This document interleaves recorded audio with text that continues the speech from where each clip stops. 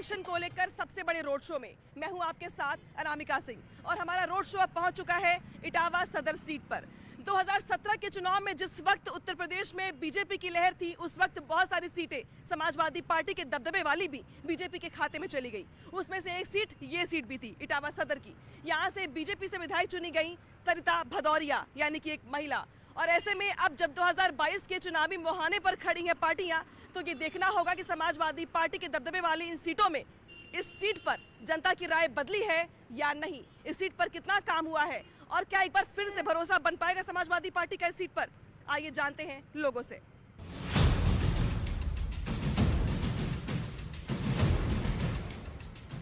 इस वक्त हम पहुंच चुके हैं इटावा जिले की इटावा सदर सीट पर। यह सीट अपने आप में बेहद महत्वपूर्ण, क्योंकि जिस तरीके से समाजवादी पार्टी का दबदबा है इस क्षेत्र में, इस बीच इस सीट से बीजेपी विधायक है सरिता भदौरिया, जो अपने आप में मिसाल है कम से कम उस नारी शक्ति की।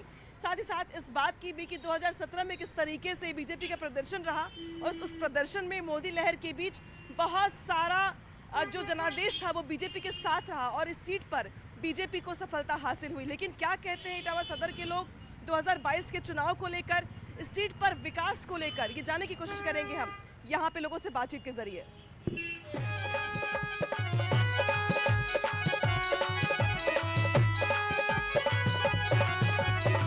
इटावा सदर सीट पर, इस सीट पर कितना विकास हुआ है? कुछ नहीं हुआ 5 साल में। कुछ नहीं हुआ? कुछ नहीं। क्यों नहीं हुआ? कुछ नहीं हुआ, सरकार ने पैसे नहीं दिया, सरकार ने कराया ही नहीं कुछ। अच्छा, इस सीट पे सबसे ज्यादा काम किस पार्टी ने किया है? समाजवादी पार्टी ने। समाजवादी पार्टी ने काम किया। क्यों, बीजेपी ने कुछ भी नहीं किया? कुछ नहीं करा। यहाँ से स्थानीय विधायक तो बीजेपी की है ना, सरिता भदौरिया जी, उन्होंने कोई काम नहीं किया? कोई काम नहीं करा। अच्छा, आप बताइए भाई साहब, इस सीट पर चुनाव का मिजाज क्या है? समाजवादी पार्टी। समाजवादी पार्टी क्यों? भाजपा सरकार में सिर्फ महंगाई है, गैस सिलेंडर 1000 रुपये का हो गया, पेट्रोल का दाम एक महीने में 25 बार बढ़ रहा है। तो ये क्या स्थिति ज़्यादा ख़राब चल रही है। भाजपा का कोई कार्य ही नहीं है, 5 काम नहीं है भाजपा की। इस सीट पर तो विधायक बीजेपी से हैं, क्या उन्होंने कोई काम नहीं किया यहाँ पे? कुछ नहीं किया साहब। कुछ नहीं किया? क्यों नहीं किया? आप लोग कभी गए शिकायत लेके अपनी? इतनी हिम्मत हम लोग। चलिए कुछ और लोगों से बात करने की कोशिश करेंगे हम, कुछ और दुकानों पे चलेंगे और पूछेंगे कि इटावा सदर सीट पर विकास हुआ है या नहीं, और अगर हुआ है तो किसने किया है। आप बताइए भाई साहब, अभी इस सीट पर चुनाव के लिए माहौल किसके पक्ष में दिखाई दे रहा है? कुछ कह नहीं सकते अभी कुछ। क्यों? अभी कुछ कह नहीं सकते हैं। ये किसने ज़्यादा काम किया? चुनाव का टाइम पर इंसान नेता नगरी देखकर धर्म देखता है ज़्यादा। इंसान उतने टाइम पर भूल जाता है कि कौन क्या है, क्या किसने क्या किया है। बस इंसान को एक ही चीज़ दिखता है, हिंदू मुसलमान, और कुछ नहीं। आप बताइए भाई साहब, यहाँ पे सीट पे विकास के मामले में कहाँ पे देखते हैं आप, और कितना काम हुआ बीते 5 साल में? 5 साल में तो अभी तो कोई ऐसा काम दिखा भी नहीं है होता हुआ। बस वही राजनीति चल रही है, अपने हिंदू मुस्लिम ये वाली राजनीति चल रही है इस टाइम। तो कुछ और लोगों से पूछेंगे, कुछ और लोगों से बात करेंगे। हालांकि यहाँ पे जो स्थानीय विधायक हैं उनको लेके लोगों की राय जानने की कोशिश कर रही हूँ मैं। आप बताइए भाई साहब, कहाँ चल रही है? घर पे। अच्छा, अभी चुनाव को लेके क्या माहौल दिखाई दे रहा है? क्या बताएं, कुछ नहीं है। कुछ भी नहीं। कहाँ रहते हैं आप? उर्दू मोहल्ले में। अच्छा, अभी विकास के मामले में कुछ काम अब हुआ है कि नहीं हुआ है? कहाँ हुआ कोई काम? कहाँ का विकास है? आइए अब आगे की तरफ बढ़ते हैं और अब लोगों से पूछेंगे हम कि इस क्षेत्र में कितना विकास हुआ है। वैसे सबसे ज़्यादा महत्वपूर्ण ये है कि समाजवादी पार्टी का जब हम जिक्र करते हैं मुख्य विपक्षी दल के तौर पर, तो इटावा काफ़ी महत्वपूर्ण प्लेस हो जाता है लोगों से बात करने के लिए। आइए कपड़े की दुकान के भीतर आ गए हम। कैसा चल रहा है दुकानदार? बढ़िया चल रहा है। बढ़िया चल रहा है। बढ़िया। सरकार कैसी चल रही है? सरकार भी बढ़िया चल रही है। बढ़िया। चुनाव को लेके क्या दिखाई दे रहा है अभी माहौल मिजाज? चुनाव के बारे में अभी तो कुछ नहीं कहा जा सकता है। फिलहाल आगे देखते हैं क्या होता है चुनाव के मामले में। अभी तो 2-3 महीने रह गए हैं। अखिलेश यादव रथ यात्रा लेके निकले हैं, शिवपाल जी अलग रथ यात्रा लेके निकले हैं। बीजेपी की ओर से अपने दावे किए जा रहे हैं। किसके दावे में ज़्यादा दम दिखाई देता है? अब ये तो अभी समय है, देखते हैं क्या होता है सरकार के लिए, कौन आता है आगे और कौन जाता है पीछे। इस सीट पे ज़्यादा काम किसने किया है? काम तो सभी ने किया है, समाजवादी पार्टी ने भी काम किया है, बीजेपी भी काम कर रही है, ऐसी बात नहीं है। सब पार्टियां बीजेपी ने कौन सा काम किया है, क्या काम तो सारे किए हैं, अब वो दिखते नहीं हैं, काम तो किए हैं, ऐसे नहीं। आप बताइए भाई साहब, मैं लोगों से पूछ रही हूँ, आपसे ज़रूर पूछूंगी कि अभी इटावा सदर सीट पर स्थिति क्या दिखाई दे रही है? इटावा सदर सीट पे तो हमें तो लग रहा है बीजेपी ही जीतेगी। लाइट पानी तो सभी में ही आता है, जैसा है सबसे पहले होती है अपनी सुरक्षा। आप सेफ तो सब सेफ, बेस्ट। इस समय माहौल ठीक है, शांतिपूर्ण? बिल्कुल बढ़िया, फर्स्ट क्लास। योगी जी का और कौन सा काम अब लगता है आपको किसके अलावा अच्छा हुआ है? योगी जी का काम वैसे तो सराहनीय है, नो डाउट। बाकी के चटोर पटोर जो थोड़ी बहुत होती रहती है वो तो किसी की भी गवर्नमेंट हो सभी में ही होता है, उसको आप नहीं रोक सकते। इतना बड़ा यूपी है, आप हर एक के पीछे पुलिस नहीं लगा सकते। बाकी का बेस्ट। अंकल जी ये बताइए, अभी फिजा कैसी है चुनाव की? कैसी फिजा? अभी तो शुरुआत हो रही है, अभी तो पता ही नहीं चल रहा किसकी फिजा है। अभी तो अखिलेश की गवर्नमेंट वो निकल जाता तो अखिलेश की लगने लगती है, योगी निकलता योगी लगने लगती है, समझे? लेकिन अंडर करंट क्या है, जो आसपास के लोग हैं, स्थानीय लोग हैं, वो किसको ज़्यादा कह रहे हैं कि ये ज़्यादा अच्छा काम कर रहे हैं?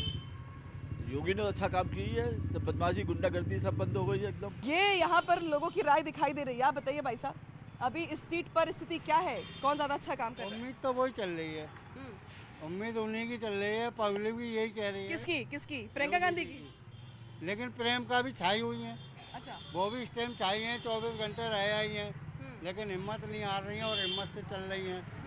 हमें तो अब ऐसा है, क्या कहें मैम आपसे, एक नाम लीजिए, एक नाम लीजिए। मिली जुली चल रही, लेकिन हमें उम्मीद इनकी है। किसकी? इनकी? योगी जी की। योगी जी की। चलिए आइए, अब भाई साहब आप बच रहे थे, लेकिन जो है जानना बहुत ज़रूरी है कि अभी स्थिति क्या है इस सीट पर। तो योगी जी की है, हम लोग अपमान योगी जी का ही है बस, और किसी का नहीं। क्यों योगी जी?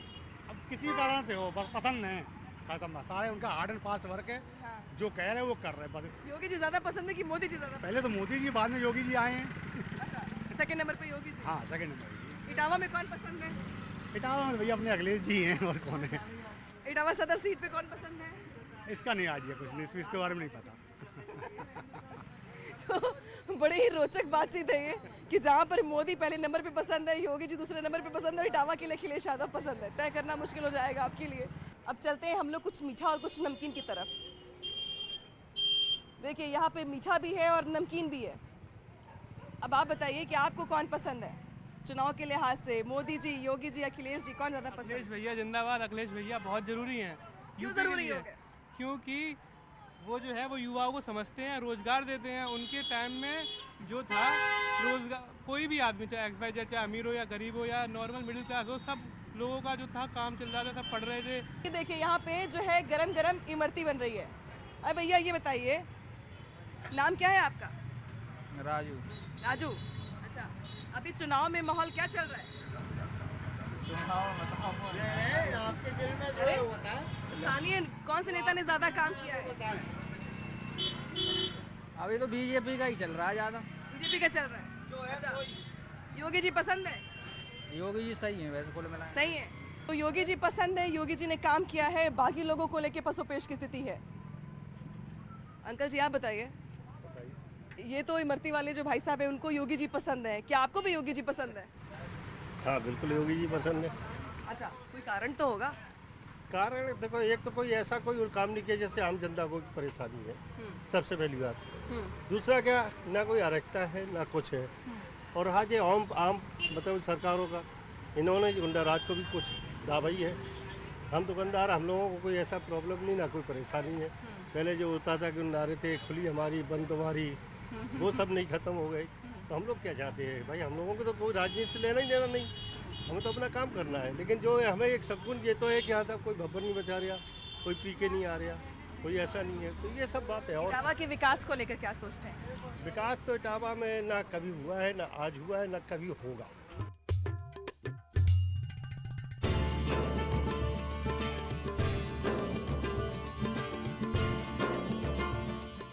हमारे साथ यहाँ पे बात करने के लिए मौजूद है इटावा के पूर्व सांसद जो इस रोड शो में हमारे साथ आगे बढ़ रही हैं। सर ये बताइए कि इटावा, सैफई, मैनपुरी, फिरोज़ाबाद, फर्रुखाबाद, ये वो ज़िले थे जो समाजवादी पार्टी के गढ़ वाले जिले थे जहाँ पे कब्जा रहा आप लोग का लंबे समय तक। लेकिन 17 के चुनाव के बाद जो हमने देखा है कि समाजवादी पार्टी में जिस तरीके से आपसी कलह दिखाई दी हमें, जो खुल के सामने है सबके, अब 2022 में स्थिति क्या दिखाई दे रही है आपको कम से कम इस सीट पर? देखिए, यहाँ माननीय मुलायम सिंह जी के बाद जो कुछ देखने का काम माननीय शिवपाल सिंह ने देखने का काम किया। 80 के बाद 1980 के बाद माननीय शिवपाल सिंह ने सब काम नेताजी ने सौंपने का काम किया था। तो जितने ये जनपद हैं, इटावा है, एटा है, मैनपुरी है, फिरोजाबाद है, ये माननीय शिवपाल सिंह हमेशा सुख दुख में जनता के बीच में रहे। वो 24 आवर गरीब किसान हो, मजदूर हो, उनका कुर्ता पकड़ के उसने काम किया है। बीजेपी ये कह रही है कि समाजवादी पार्टी के गुंडों पर, समाजवादी पार्टी में जो लोग उत्पात मचाते थे उन सब पर लगाम लगाने का काम किया बीजेपी ने, और माफिया राज के खात्मे को लेकर जनता जो है वो एक बार फिर से योगी आदित्यनाथ को चाहती है। आपको क्या लगता है, जनता यही चाहती है? देखिए, पूरे प्रदेश में डीजल की इतनी बड़ी महंगाई है, पेट्रोल महंगी है, गैस चूल्हा कहाँ से कहाँ पहुँच गया, ये गरीब की बात है। महंगाई जब चरम सीमा पे है तो आम आदमी को खाना दुर्बल है ना, वो उससे पूछिए गरीब से बीच में जाके, उसे खाना चाहिए। बेरोजगारी खत्म, बेरोजगार के नाम पे आप देख रहे हैं फैक्ट्रियाँ बंद हो गई, लोग गांव की तरह पलान आ गए। आज क्यों क्राइम बढ़ रहा है? जब नहीं रो रहा है, छीना झपटी क्यों बढ़ रही है? उसे रोजगार नहीं, खाने को नहीं, लोग परेशान हैं। वो जवाब देंगे। अभी जिला पंचायत का चुनाव हुआ था, आपने देखा था, बीजेपी का सुपड़ा साफ कर दिया था। ये जिला पंचायत का जब सदस्यों का चुनाव हुआ, जनता के द्वारा जो वोट हुआ, उसमें आपने देखे बीजेपी के जिला पंचायत सदस्य नहीं जीते। यहाँ 1 जीता है, कहीं 2 जीते, कहीं 4 जीते। पूरे प्रदेश की अध्यक्ष तो सरकार का होता है, सरकार के द्वारा बनाए जाते हैं। तो बीजेपी का विरोध है, लेकिन विपक्ष को एक होना चाहिए, एक होके उससे मुकाबला करना। जनता भी यही चाह रही है कि सब लोग एक होके चुनाव लड़ने का काम करें। बिल्कुल, बहुत शुक्रिया बातचीत करने के लिए। तो ये यहाँ के जो है, जिस तरीके से समाजवादी पार्टी की अगर भीतरी आंतरिक कलह की बात की जाए तो उस पर भी शाक्या जी का ये कहना है कि भाई अब मौका ऐसा है कि जहाँ पर विपक्ष को एकजुटता दिखानी चाहिए।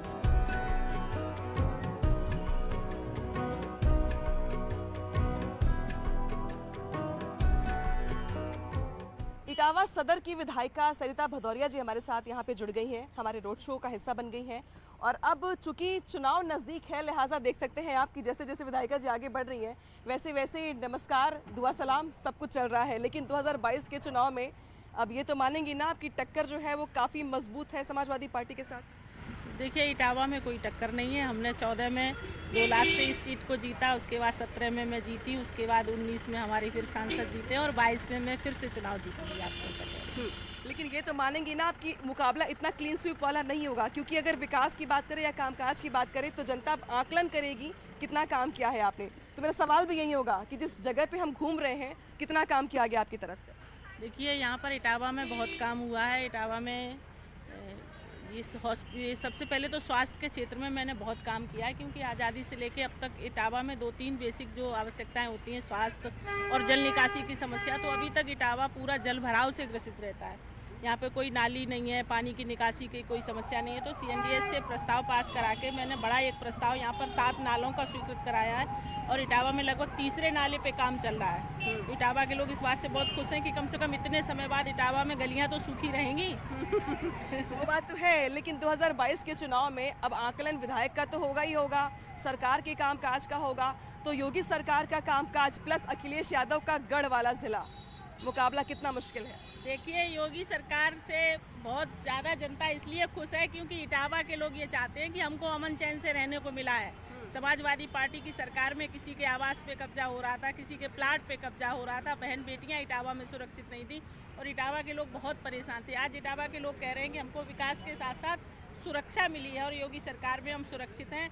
रात को कहीं भी जा सकते हैं, कुछ भी कर सकते हैं, कहीं भी घूम सकते हैं, 12 बजे बहन बेटियां निकल सकती हैं। अब कोई दिक्कत नहीं, किसी के प्लाट पे कब्जा नहीं हो रहा है। कानून का राज है उत्तर प्रदेश में। ठीक है, अखिलेश यादव रथ यात्रा लेके निकले हुए हैं, आप ही के बगल के गांव सैफई से आते हैं वो, और पूरा का पूरा कुनबा उनका काफ़ी मजबूत है। यहाँ पे रथ यात्रा लेके निकले हुए हैं, चचा भी निकले हैं, भतीजे भी निकले हुए हैं। तो अगर दोनों की रथ यात्रा निकल के एक हो जाती है तो दिक्कत तो बढ़ जाएगी आपके लिए। देखिए, दोनों की रथ यात्राएं निकल रही हैं। अब इससे ही अनुमान लगाया जा सकता है कि लोग चाचा के साथ भी जाते हैं, भतीजे के साथ भी जाते हैं, लेकिन जब बेसिकली वोट की बात आती है तो लोग भारतीय जनता पार्टी के साथ आते हैं और मोदी जी का नेतृत्व और योगी जी की सरकार को पसंद करते हैं। इटावा सदर की अगर बात की जाए या इसके आसपास की बुनियादी दिक्कतों की बात की जाए तो क्या लगता है आपको भी कितना काम होना बाकी है? क्यों आपको एक और मौका दिया जाए? देखिए इटावा में अभी बहुत काम होना बाकी है। अभी इटावा में जल निकासी की समस्या को, जैसे मैंने कहा, मैंने एक यहाँ पर एक प्रस्ताव स्वीकृत कराया है 211 करोड़ का, एक बाईपास का, और अभी एक प्रस्ताव स्वीकृत कराया है NH 92 का, आदरणीय गडकरी जी से 4 लेन का, और एक चंबल के पुल का। तो यहाँ पर अभी बेसिक इटावा के अंदर की अगर हम बात कहें तो सबसे ज़्यादा आबादी का क्षेत्र इटावा है, लेकिन इटावा को कोई भी डेवलपमेंट नहीं किया गया है। सारा जो भी विकास थोड़ा बहुत हुआ वो सैफई के अंदर हुआ है, इसलिए इटावा के लोग अभी विकास से वंचित रह गए हैं। तो ये बीजेपी विधायक सरिता भदौरिया हैं जो हमारे साथ रोड शो के जरिए जुड़कर ये बता रही हैं कि इस इटावा सदर सीट पर उनकी तरफ से क्या काम किया गया है और 2022 के चुनाव के लिए उनके सामने चुनौती क्या है।